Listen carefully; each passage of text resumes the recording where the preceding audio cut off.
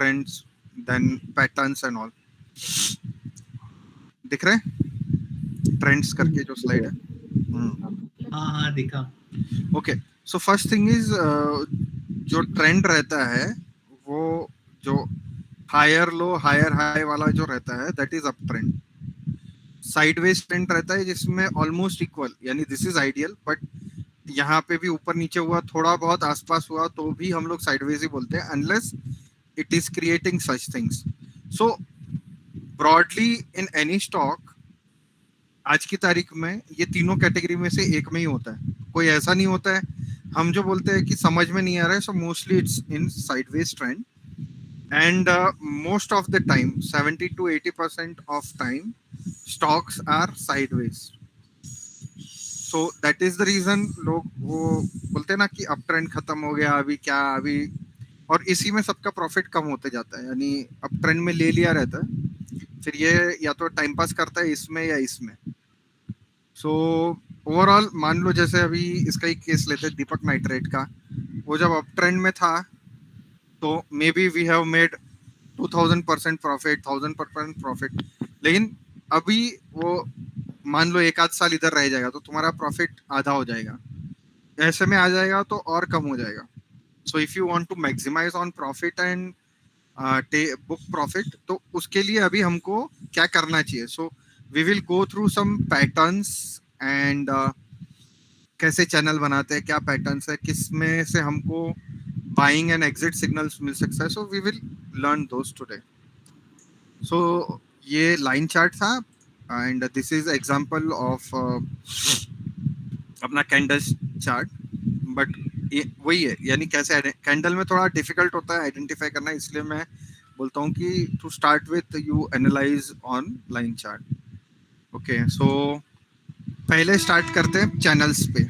सो जो मैं channel draw करता हूँ, so what it means is we join tops, okay, and join bottoms and see how the direction is. So there can be three types of channels. Ascending channel, so this is higher high higher low wala. So धीरे धीरे ये ऊपर जाता है. So currently ITC is in this phase, ascending channel. I will show you that also.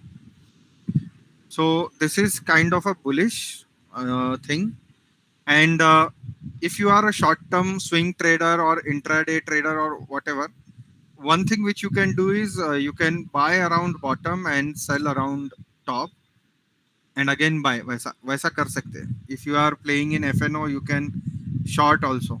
So this is something many people do because. Hello, आवाज आ रहा है? हाँ, यस. ओके, कुछ अक्षय बोल रहा था.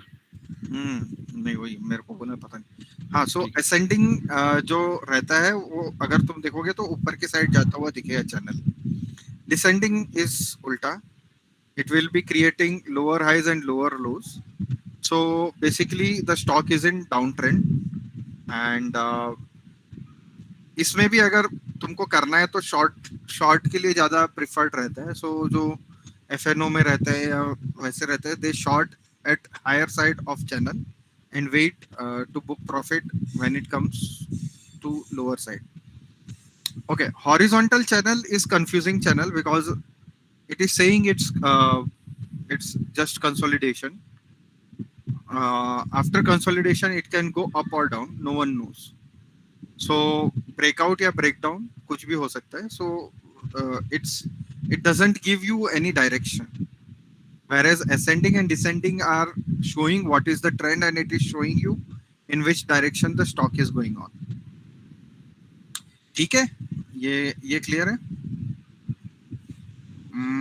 थोड़ा सा, लेकिन जब हम लाइन ड्रॉ करते हैं तो हर बार सब टॉप मैच नहीं करते, कभी थोड़ा ऊपर थोड़ा नीचे रहता है. So if you see last top लेते हैं कि नहीं, इसमें हम लोग क्या करते हैं, good question. When you do, at least तुम्हारे पास 5 पॉइंट होने चाहिए, यानी 2 टॉप 3 बॉटम या 3 टॉप 2 बॉटम, यानी एटलीस्ट उससे ज्यादा पॉइंटर्स रहा तो बेटर है. तो चैनल के लिए ऐसा नहीं है कि एक हाई एक बॉटम को बना के तुम चैनल बना दोगे.